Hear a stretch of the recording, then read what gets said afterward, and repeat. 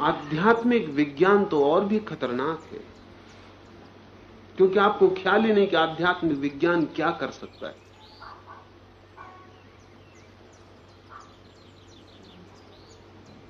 अगर कोई व्यक्ति थोड़ी सी भी एकाग्रता साधने में सफल हो जाए तो वो दूसरे लोगों के मनों को बिना उनके जाने प्रभावित कर सकता है। आप छोटे मोटे प्रयोग करके देखें तो आपको ख्याल में आ जाएगा। रास्ते पे जा रहे हो, किसी आदमी के पीछे चलने लगे, कोई 3-4 कदम का फासला रखे, फिर दोनों आंखों को उसकी चैथी पर सिर के पीछे थिर कर ले। 1 सेकंड भी आप एकाग्र नहीं हो पाएंगे कि वो आदमी लौट के पीछे देखेगा। आपने कुछ किया नहीं, सिर्फ आंख। लेकिन ठीक रीढ़ के आखिरी हिस्से से मस्तिष्क शुरू होता है। मस्तिष्क रीढ़ का ही विकास है। तो जहां से मस्तिष्क शुरू होता है वहां बहुत संवेदनशील हिस्सा है। आपकी आंख का जरा सा भी प्रभाव और वो संवेदना वहां पैदा हो जाती, सिर घुमा के देखना जरूरी हो जाए। और अगर आप 10-5 लोगों पर प्रयोग करके समझ जाएं कि यह हो सकता है, तो उस संवेदनशील हिस्से से कोई भी विचार किसी व्यक्ति में डाला जा सकता है। बहुत बार ऐसा होता है, आपको पता भी नहीं होता कि बहुत से विचार आप में किस भांति प्रवेश कर जाते। बहुत बार ऐसा होता है कि किसी व्यक्ति के पास आप जाते हैं और आपके विचार तत्काल बदलने लगते हैं, बुरे या अच्छे होने लगते हैं। संतों के पास अक्सर अनुभव होगा, उनके पास जाके आपके विचारों में एक झोंका आ गया, कुछ बदलाहट हो गई। बुरे आदमी के पास जाके भी एक झोंका आता है, कुछ बदलाहट हो जाती। संत किसी भावना में जीता है, उस भावना में वो इतनी सघनता से जीता है कि जैसे आप उसके पास जाते हैं आपके मस्तिष्क पर उसकी चोट पड़नी शुरू हो जाती। वहां एक सतत वातावरण। बुरा आदमी भी एक भावना में जीता है, वो उसकी एकाग्रता है। उसके पास आप जाते हैं कि चोट पड़नी शुरू हो जाती। भीड़ में जब भी आप जाते हैं तभी आप लौटेंगे तो आप अनुभव करेंगे कि मन उदास हो गया, थक गया, जैसे आप कुछ खो के लौटे। क्योंकि भीड़ एक उत्पात है, उसमें कई तरह के मस्तिष्क हैं, कई तरह की एकाग्रताएं, वो सब एक साथ आपके ऊपर हमला कर देती। इसलिए सदियों से साधक एकांत की तलाश करता रहा। एकांत की तलाश आप जान के हैरान होंगे, जंगल और पहाड़ के लिए नहीं, एकांत की तलाश आपसे बचने के लिए। वो कोई जंगल की खोज में नहीं जा रहा है, तो पहाड़ की खोज में जा रहा है। वो आपसे दूर हट रहा है, वो आपसे बच रहा है। नकारात्मक है खोज। पहाड़ क्या दे सकते हैं? पहाड़ कुछ नहीं दे सकते, लेकिन आप बहुत कुछ छीन सकते हैं। पहाड़ों के पास कोई मस्तिष्क नहीं, इसलिए पहाड़ों के पास आप निश्चिंत रह सकते। वो ना तो बुरा देंगे ना भला देंगे, जो आपके भीतर है वही होगा। लेकिन आदमियों के पास आप निश्चिंत नहीं रह सकते, क्योंकि पूरे समय उनके विचार आप में प्रवाहित हो रहे हैं। वो ना भी बोले तो भी, वो ना भी चाहें तो भी, उनका कचरा आप में बह रहा है, आपका कचरा उनमें बह रहा है। तो जब भी आप भीड़ में जाते हैं आप कचरे से भर कर लौटते हैं। एक कंफ्यूजन, एक भीतर भीड़ पैदा हो जाती। अगर आपको थोड़ी सी भी एकाग्रता अनुभव हो जाए तो आप किसी के भी विचार बदल सकते हैं। बड़ी ताकत है विचार बदलना। तर्क करने की जरूरत नहीं, विवाद करने की जरूरत नहीं, सिर्फ एक विचार सतत किसी की तरफ फेंकने की जरूरत है, उसके विचार बदलने शुरू हो जाते। और अगर आप कोई अशुभ काम करवाना चाहें तो कोई अड़चन नहीं, उसकी जेब में हाथ डाल के उसके नोट निकालने की जरूरत नहीं। उससे कहा जा सकता है कि निकालो नोट और सड़क पर गिरा दो। वो खुद ही रूमाल निकालने के बहाने रूमाल के साथ नोट भी गिरा देगा। वो सोचेगा कि भूल से गिर गए। जीवन के गहन में प्रवेश किया जा सकता है एकाग्रता के सेतु से। शुभ भी किया जा सकता है, अशुभ भी किया जा सकता है। इसलिए एकाग्रता की कला किसी शास्त्र में लिखी हुई नहीं, और जो भी लिखा हुआ है उसको आप वर्षों करते रहें तो भी एकाग्र ना होंगे। इसलिए बहुत लोग मेरे पास आते हैं, वो कहते हैं कि हम वर्षों से एकाग्रता साध रहे हैं लेकिन कुछ हो नहीं रहा। वो किताब पढ़ के साध रहे हैं, कभी होगा भी नहीं। थोड़े दिन में थक जाएंगे, किताब भी फेंक देंगे, एकाग्रता को भी भूल जाएंगे। वो एकाग्रता तभी कोई उनको बता सकेगा जब पाया जाएगा कि उनका हृदय उस शुद्धि में है कि अब वे किसी को नुकसान नहीं पहुंचा सकते। बच्चों के हाथ में तलवार नहीं दी जा सकती, और जो दे वो आदमी मंगलदायी नहीं है। रासपुटिन या दुर्वासा या उस तरह के लोग शक्तिशाली लोग, अदम्य उनके पास ऊर्जा है, लेकिन हृदय की शुद्धि नहीं। रासपुटिन जैसे लोग कैसे सूत्र खोज लेते? रासपुटिन भटका है, जैसे गुरजीएफ पूरे सूफी फकीरों, लामाओं, तिब्बत और भारत, इन तीनों, ईरान, तिब्बत, भारत, मिस्र, सब जगह जैसे गुरजीएफ भटका कोई 20 साल तक सूत्रों की तलाश में, वैसे ही रासपुटिन भी भटका।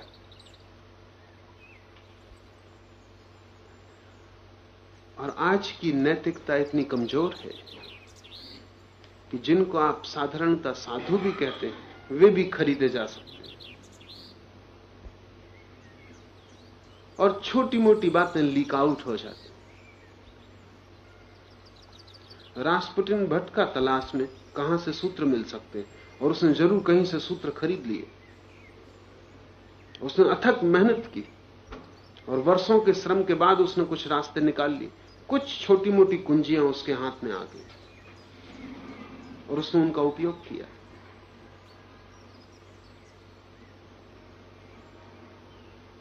आज भी कुछ लोगों के पास छोटे मोटे सूत्र हैं। अनेक कारणों से गलत लोगों के पास भी सूत्र पहुंच गए। कभी मोह के कारण पहुंच जाते हैं, कभी भूल चूक से भी पहुंच जाते हैं।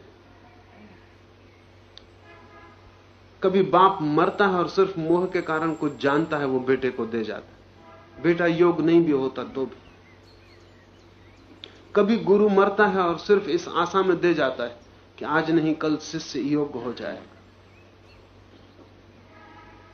कई बार सूत्रों की चोरी भी हो जाती है।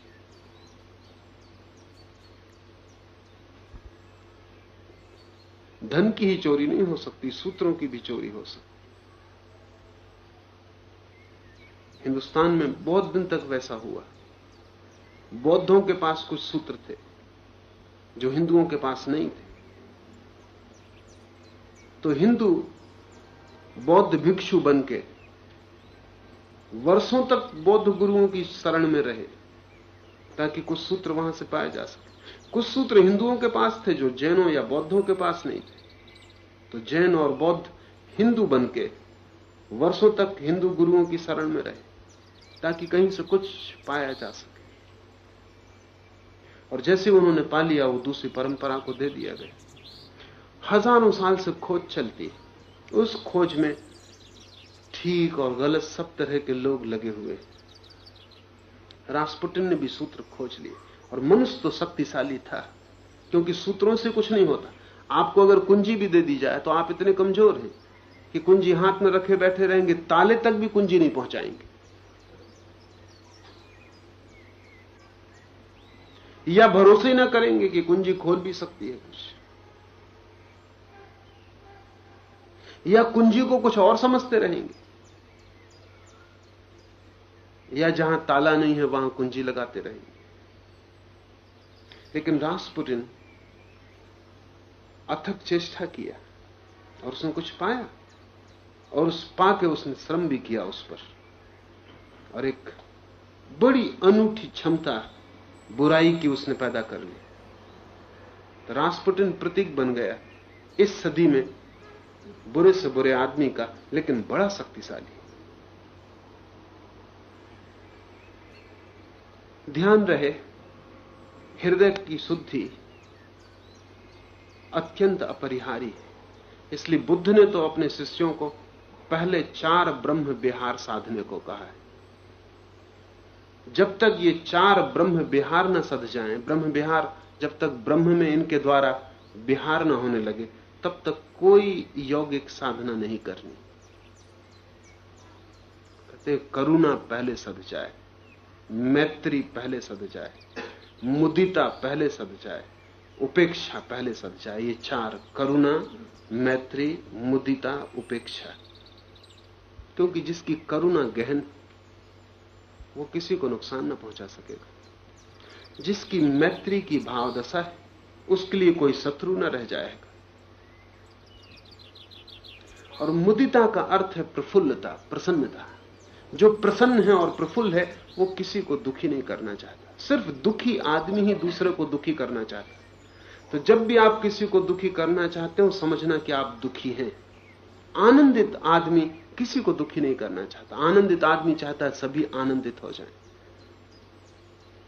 आनंदित आदमी आनंद को बांटना और फैलाना चाहता है। जो हमारे पास है वही हम बांटते, उसी को हम फैलाते। इसलिए बुद्ध ने मुदिता को अनिवार्य कहा कि जब तक तुम प्रसन्न चित्त ना हो जाओ, तब तक तुम खतरनाक हो। दुखी आदमी खतरा है, वो किसी को सुखी नहीं देखना चाहेगा। दुखी आदमी चाहता है कि सब लोग मुझसे ज्यादा दुखी हों, तभी उसको लगता है कि मैं थोड़ा सुखी हूं। तुलना में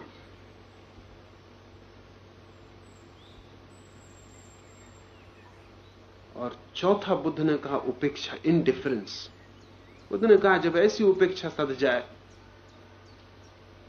कि जीवन हो या मृत्यु बराबर मालूम पड़े, सुख हो या दुख समान मालूम पड़े, हानि हो या लाभ, सफलता या विफलता, कोई चिंता ना रह जाए। इन 4 ब्रह्म विहारों के सध जाने के बाद साधक योग में प्रवेश करे। इसलिए पतंजलि ने भी 8 यम नियम पहले ही व्यवस्था दी। और इसके पहले की धारणा, ध्यान और समाधि के अंतिम 3 चरण आए। 5 चरणों में हृदय का पूरा रूपांतरण है। तो वो जो 5 प्राथमिक चरण हैं, जब तक उनका हृदय का रूपांतरण न होता हो, तब तक 3 चरण पतंजलि राजी नहीं। अभी पश्चिम में पूरब से कई कुंजियां पहुंच रही।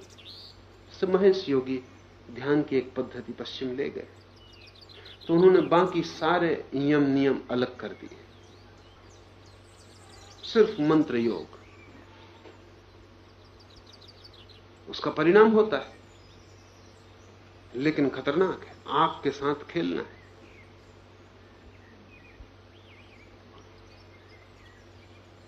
और लोग जल्दी उत्सुक होते हैं, क्योंकि न कोई नियम है, न कोई साधना है। बस एक 20 मिनट बैठ के एक मंत्र जाप कर लेना है, पर्याप्त। तुम चोर हो तो अंतर नहीं पड़ता, तुम बेईमान हो तो अंतर नहीं पड़ता, तुम हत्यारे हो तो अंतर नहीं पड़ता। 20 मिनट मंत्र जाप कर लेना। उस मंत्र जाप से शांति मिलती है, क्योंकि मंत्र मन को संगीत से भर देता है। लेकिन ध्यान रहे, हत्यारे को शांति मिलनी उचित नहीं, क्योंकि हत्यारे की पीड़ा क्या है कि उसने हत्या की, ये उसकी पीड़ा है, ये अपराध उसके ऊपर। इसको अगर शांति मिल जाए, ये दूसरी हत्या करेगा। इसको अशांत होना उचित है, ये इसके कर्म का सहज परिणाम। और ये अशांत रहे, पीड़ा भोगे, तो शायद हत्या से बचेगा। चोर को शांति मिलनी उचित नहीं, उसके हृदय की धड़कन बढ़ी ही रहनी चाहिए, क्योंकि जैसे उसको शांति मिलती, वो दोबारा चोरी करेगा। और करेगा क्या? बुरे आदमी को शांति मिलनी उचित नहीं है। ये ऐसे जैसे बुरे आदमी को स्वास्थ्य मिलेगा तो वो करेगा क्या? जीसस के जीवन में एक बड़ी प्यारी कथा है, और वो ये कि जीसस एक गांव से गुजरे। उन्होंने एक आदमी को एक वेश्या के पीछे भागते हुए देखा, तो उन्होंने उस आदमी को रोका, क्योंकि चेहरा उसका पहचाना हुआ मालूम पड़ा। और जीसस ने कहा कि अगर मैं भूलता नहीं हूं, तो जब मैं पहली दफा आया तुम अंधे थे, मेरे ही स्पर्श से तुम्हारी आंखें वापस लौटी, और अब तुम आंखों का क्या कर रहे हो? वेश्या के पीछे भाग रहे हो। उस आदमी ने कहा, हे प्रभु, मैं तो अंधा था, तुमने ही मुझे आंखें दी, अब मैं इन आंखों का और क्या करूं? आंखें रूप देखने के लिए हैं, और अगर मैं तुम्हारे पास आंखें मांगने आया था तो इसीलिए मांगने आया था कि आंखों से रूप देख सकूं।